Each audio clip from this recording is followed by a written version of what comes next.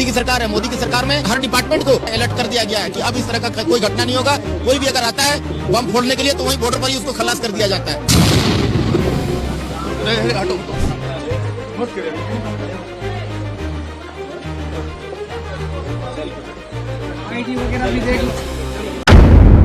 TV10 Bharat, सच की ताकत। देश में कोई भी फसाद हो, कोई भी दंगा हो या कोई भी धमाका ब्लास्ट हो या कोई भी घटना हो, गोदी मीडिया अपनी साजिशों में लग जाती है। गोदी मीडिया यहां पर चिल्ला चिल्ला कर मुसलमानों को बदनाम करने की कोशिश करती है और सारा ठीकरा जो है वो मुसलमानों पर फोड़ने लगती है।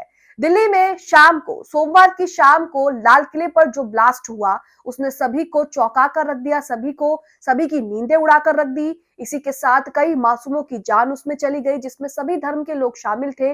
सिर्फ एक समुदाय का नाम यहाँ पर नहीं लेना चाहिए। इसी के साथ कई तरह का नुकसान हुआ और दिल्ली की सुरक्षा पर भी कई तरह के सवाल खड़े होने लगे। लेकिन इसी बीच गोदी मीडिया जो है अपनी टीआरपी का खेल खेलना शुरू कर देती है। गोदी मीडिया यहाँ पर मुसलमानों को बेवजह बदनाम करने की कोशिश कर रही है और इस कोशिश में काफी हद तक जो है वो कामयाब भी हो जाती है। सोशल मीडिया पर भी कई तरह की बातें कही जा रही हैं। इसी के साथ यहाँ पर एक बड़ी ही चौंकाने वाली तस्वीर सामने आ रही है। ट्रेन में अगर कोई दाढ़ी टोपी वाला मुसलमान दिख रहा है पुलिस वालों को, तो वो जांच के नाम पर उन्हें रोककर उनकी जांच कर रही है, उनकी चेकिंग कर रही है। चेकिंग करना गलत नहीं है, लेकिन जिस तरह से ये तस्वीरें सामने आ रही है ये बहुत ही ज्यादा चिंताजनक है और कई तरह के सवाल भी खड़े करती है। नमस्कार, आप देख रहे हैं TV10 भारत और मैं हूं आपके साथ मुनमुन रहमान।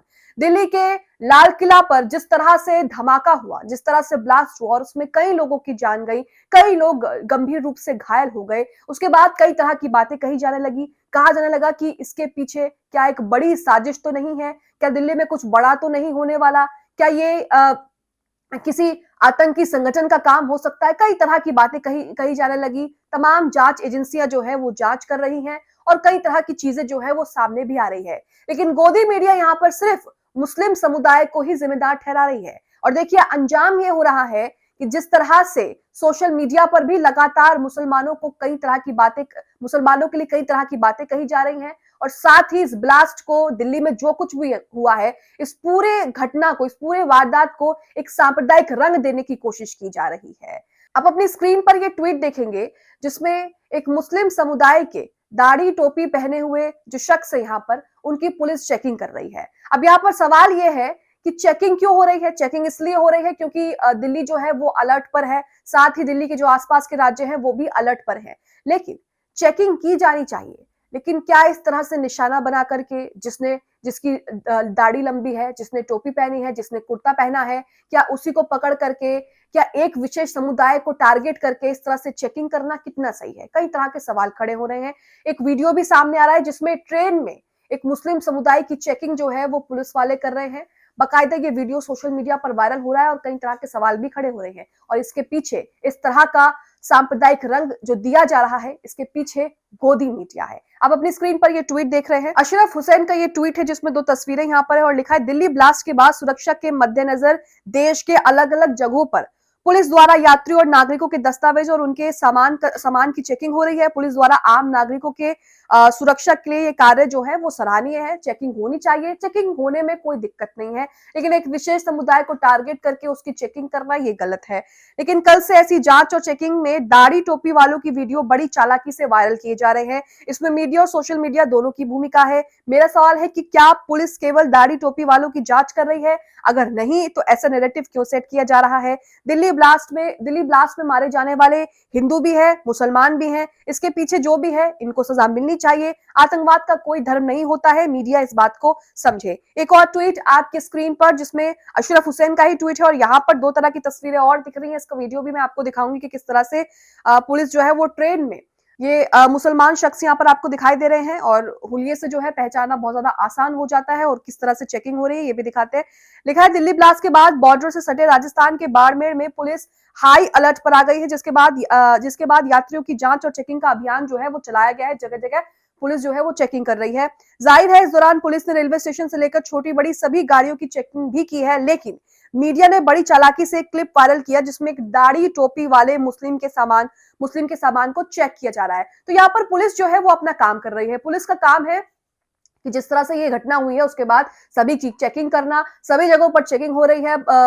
रेलवे की बात कर लीजिए आप, गाड़ियों की बात कर लीजिए आप, ट्रक की बात कर लीजिए, सभी की चेकिंग हो रही है और पुलिस वाले अपना काम कर रहे हैं। लेकिन सोशल मीडिया पर बड़ी चालाकी से उतना ही वीडियो जिसमें एक मुस्लिम समुदाय के शख्स की चेकिंग हो रही है, उसी को वायरल करके जो है अलग अलग नैरेटिव सेट किए जा रहे हैं, जो कि बेहद गलत है। लोगों को दिखाने की कोशिश की गई है कि देखो दाढ़ी टोपी वालों की चेकिंग हो रही है। सोशल मीडिया पर अब वीडियो जो है वो तेजी से वायरल हो रहा है और लोग अपनी प्रतिक्रिया दे रहे हैं। इकराम अली भी इस वीडियो को शेयर करते हैं और लिखा है कि याद रहे दिल्ली ब्लास्ट में मरने वाले हिंदू भी हैं और मुसलमान भी है। आतंकवाद का कोई धर्म नहीं होता। जो भी गुनहगार है उसे सख्त सजा हो। साथ साथ उन अंग्रेजों के औलादों से भी सावधान रहने की जरूरत है जो देश की अखंडता को तोड़ना चाहते हैं। अब यहाँ पर ये वीडियो देखिए जिसमें किस तरह से एक इतने से ही क्लिप को चेकिंग वहां पर और लोगों की भी की गई होगी, लेकिन इतने से क्लिप को जो है वो वायरल किया जा रहा है ताकि एक नैरेटिव सेट किया जाए कि देखिए दाढ़ी टोपी वाले जो है उनके सामान की चेकिंग हो रही है। देखिए वीडियो।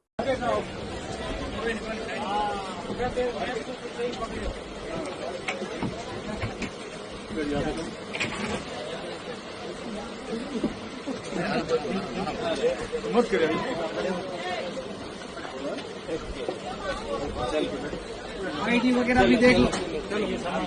तो ये वीडियो आपने देखा कि किस तरह से छोटा सा क्लिप छोटे से क्लिप की जो ये वीडियो है वो वायरल की जा रही है और क्या नैरेटिव सेट किया जा रहा है। इस पूरे मामले पर जस्टिस काटजू क्या कह रहे हैं, सुप्रीम कोर्ट के पूर्व न्यायाधीश हैं, ये क्या कह रहे हैं, ये देखिए। ललन पोस्ट का ट्वीट है, लिखा है बिना जांच पड़ताल किए हुए दिल्ली बम धमाकों के आरोपियों का नाम घोषित कर दिया गया है और ये तो जरूरी था कि वो सब मुसलमान हो, क्योंकि दुनिया के सारे मुसलमान आतंकवादी होते हैं जिनके पास बम फोड़ने के अलावा और कोई काम बचा ही नहीं है।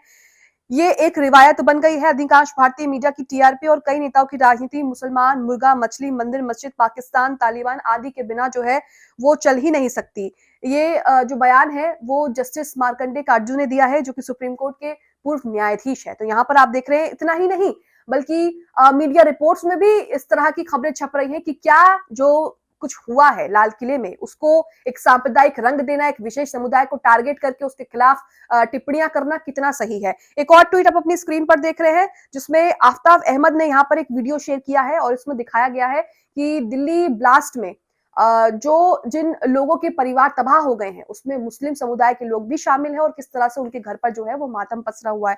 यहाँ लिखा है कि संगी देखो लाल किले पर हुए धमाके के हमलावर मुसलमान थे। कल रात से ही वो लाल किले पर नफरत फैला रहे हैं, लेकिन वे आपको कभी नहीं बताएंगे कि हमले में जान गंवाने वालों में से मुसलमान भी था। सच उनके एजेंडे में फिट नहीं बैठता है। तो यहाँ पर आप देख रहे हैं इसी के साथ तरह तरह की जांच पड़ताल हो रही है, तरह तरह की चीजें सामने आ रही है। अब मीडिया में एक नाम जो है वो बहुत तेजी से उछल रहा है जो कि सलमान नाम है। यहाँ पर कहा जा रहा है कि जो गाड़ी है वो सलमान की है, लेकिन यहाँ पर सवाल ये उठता है कि जब सलमान ने वो गाड़ी देवेंद्र को बेच दी 2 साल पहले ही, तो अब उसमें पुराने मालिक का नाम क्यों घसीटा जा रहा है। आप अपनी स्क्रीन पर ये ट्वीट देख रहे हैं जिसमें लिखा है जब कार देवेंद्र के नाम से रजिस्टर है तो उसके 2 साल पुराने मालिक का नाम मीडिया क्यों चला रहा है। क्या कार बेचने के बाद पुराने मालिक का उसमें कोई दखल रहता है। मान लीजिए आपकी कोई कार है, आपने 2 साल पहले ही किसी को बेच दिया और अब उसमें जो है उससे कोई वारदात हुई है, तो इसमें पुराने मालिक का क्या लेना देना। लेकिन मीडिया जो है, क्योंकि पुराना मालिक जो है वो मुसलमान है, उसको बढ़ चढ़ करके जो है उसका नाम उछाला जा रहा है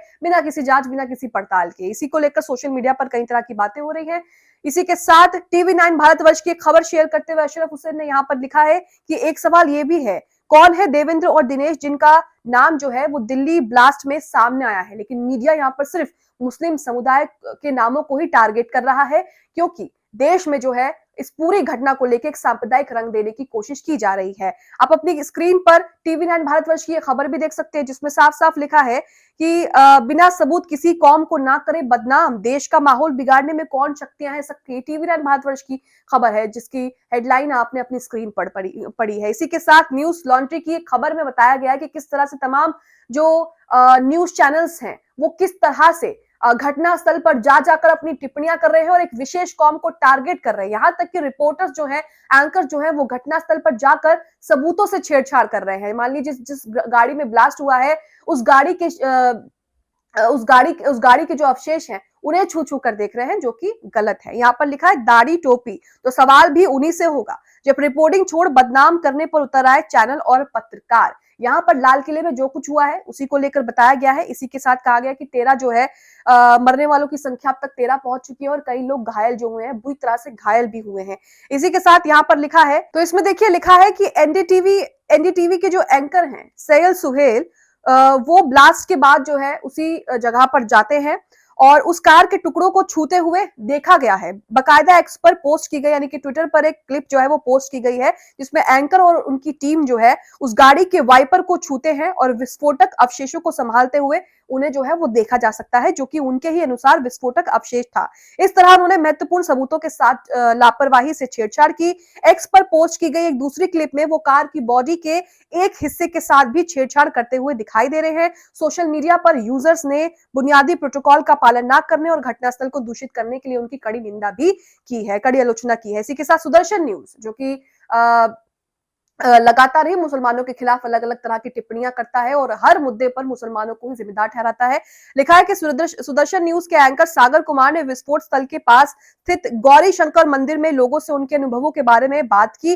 सागर की कहानी पोस्ट करते हुए चौहान के ने पूछा कि क्या गौरी शंकर मंदिर आतंकवादियों के निशाने पर था, जबकि हकीकत यह है कि विस्फोट स्थल के आसपास अन्य धार्मिक स्थल भी मौजूद थे, वहां पर मस्जिद भी है, गुरुद्वारा भी है। वही नेटवर्क 18 के सलाहकार संपादक राहुल शिवशंकर तो खबरों को सांप्रदायिक रंग देने में माहिर है। ब्लास्ट के 1 घंटे से भी कम समय में उन्होंने अपने डेस्क से एक्स पर एक रॉ डिस्पैच पोस्ट किया जिसमें दावा किया कि आतंकवाद का धर्म होता है, जबकि अभी तक विस्फोट और इसमें शामिल लोगों के बारे में कोई जानकारी जो है वो पता नहीं लग पाई है। सिर्फ कई तरह के नाम आ रहे हैं और उसमें भी ये कहा जा रहा है कि इसमें भी अभी जांच होनी है। तो यहाँ पर आप देख रहे हैं कि दिल्ली ब्लास्ट को किस तरह से सांप्रदायिक रंग दिया जा रहा है, जो कि बेहद गलत है। सोशल मीडिया पर भी अलग अलग तरह की प्रतिक्रिया आ रही हैं।